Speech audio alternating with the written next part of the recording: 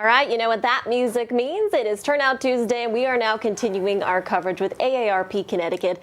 We're joined by the state director, Nora Duncan, who is talking specifically about older Americans. First of all, Nora, thanks so much for being here. I really appreciate you having me. Yeah, so tell us, first of all, what is AARP's involvement in the election process, and what can you do to help people? So our role is really informative, and so my goal is to make sure people know what they're walking into on Election Day, before Election Day, what's on the ballot, the questions that are important to the age 50 plus, so that candidates are paying attention to that as well. So we really just want to be a source of information and a source of influence on the issues that are important to the 50 plus. And one thing I know we really want to talk about is that extra question that will be on the ballot this year, the early voting question. Yes. Can you tell us all about what is that about and where should they even look for that? Sure. So we're not very accustomed in Connecticut to having constitutional questions. It's been, it's not something we do very often. So when you go to the polls or you receive your absentee ballot for this election, you are going to see question number 1. Okay, so it's the first question. There is a question. Question number 1 is about whether or not, and you're just going to vote yes or no, you want the General Assembly to work on rules for early voting. Connecticut is one of 4 states that has no early voting. And so this, it doesn't say exactly what the rules will look like, but it's essentially an authorization for the General Assembly to create those rules. The Secretary of State will have influence on that. Yes. Question number 1. I think the last time we saw this was about 8 years ago, so we're at it again. People, I think, probably look at absentee voting and early voting a little bit differently now than they did, 8 years ago. The pandemic told us a lot. And again, we're one of 4 states without early voting, so yes or no.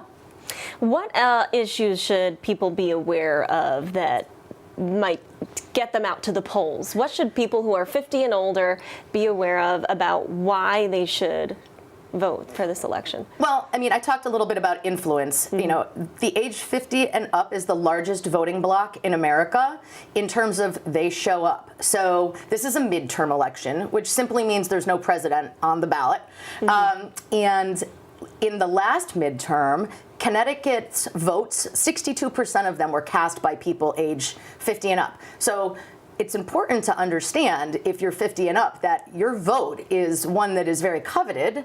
Your approval is very coveted by candidates, and you should be using that influence when you see the candidate in the grocery store, when you're, going to their online, candidate forum.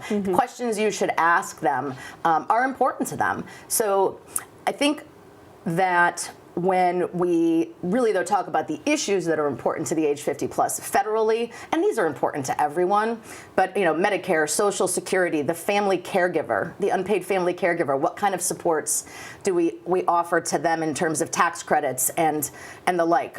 Paid family and medical leave here in Connecticut was something we passed recently that helps family caregivers here, of which there are about 460,000. But we're worried about, the issues that help keep lower and middle income retirees in Connecticut. We're worried about the cost of health care. We're worried about home care, the workforce shortage, the quality of nursing homes, the alternatives so people can age in place. These are all things that we're concerned about and that we want candidates to address. And all reasons why people should head to the polls next month. Exactly. Nora, thank you so much. Is there any way people can get in touch with you if they have any other specific questions? Yeah, sure. So first I'll say go to aarp.org/CT votes for all the information I just talked about, as well as pretty much anything you need to know about absentee, early, everything. And then you can always reach out to us at aarp.org/CT and get information and events and all sorts of stuff from us. All right. Thank you so much for joining us. And we have all of this information, of course, on our website at fox61.com.